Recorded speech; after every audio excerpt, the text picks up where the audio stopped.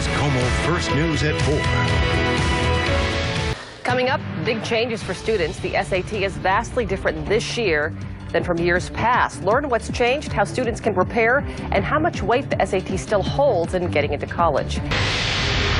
This year, big changes are in store for students taking the SAT. The new SAT just debuted over a week ago, and a lot of parents and students have plenty of questions about this newly designed test. And to help answer them, we have David Kim, who runs one of the country's largest SAT prep companies. It's called C2 Education. David, thank you so much for being here. Thank you, Mary. This is a pleasant topic. SAT is so stressful for a lot of high school kids out there, and this change matters because it kind of changes how a student should prepare for this. Can you walk us through how the test is different? Yeah, the new SAT is more of a content-driven test, and so it's more aligned with what a student has learned in school. What is on the test now that wasn't on the test this time last year? What specifically is different? Well, the type of reading passages that are on the test are vastly different than the old one. So on average, they're one grade level higher than on the old test. But the passages are more approachable, right? Because they're going to come from more specific topic areas than before. And this is a test that you say students can effectively prepare for. Absolutely. And see higher scores in the process. Kind of walk us through the preparation part. Well, this test is being touted as being one of the most coachable and preparable tests that the College Board has ever created.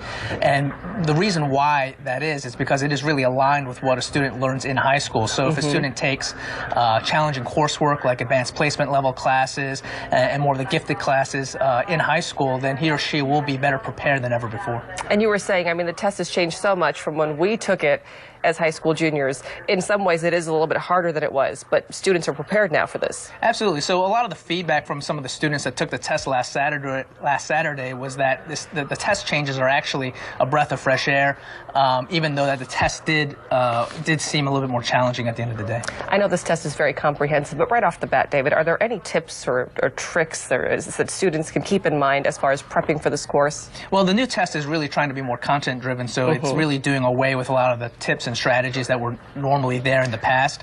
One of the big changes is the elimination of the penalty for putting a wrong answer on the test, and so a lot of the test anxiety that came on the test is now done away with for a lot of the students. You have met with so many students and their parents. What is the #1 question that parents have about the SAT, and what is your response? Well, a lot of students and parents think that the SAT is the end-all be-all for college admissions, and one of the facts that we always have to correct that it's only one factor in the entire college admissions process, right? A college is going to be looking at the coursework they're taking, their GPA, their extracurricular activities, the college essay that they're writing. So it's a much more comprehensive process in terms of college admissions instead of just looking at one single test score. And when we tell parents that, it gives them a lot of comfort knowing that this test is not going to decide their entire future. How can it not? Aside from the one child who scores that perfect every other year that we all hear about in the news, that's great news for all the students out there. Biggest advice for students who might be dealing with the anxiety? Well, I think it's really understanding what's going to be on the test, right? I think, a lot of students went into this last March SAT not having done as much preparation as they could have. The College Board has done a great job in really, allowing students to see what kind of questions are going to come out with practice tests, with sample problems on their website.